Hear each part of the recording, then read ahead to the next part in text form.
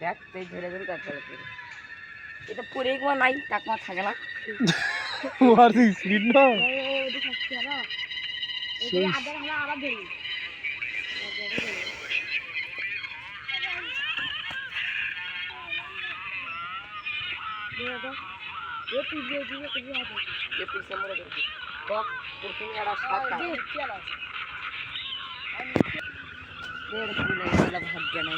সেটাই যেটা গেছে গেছে সকালে কয়টা ছিল আগে নেমে যাচ্ছিল খালি 9টা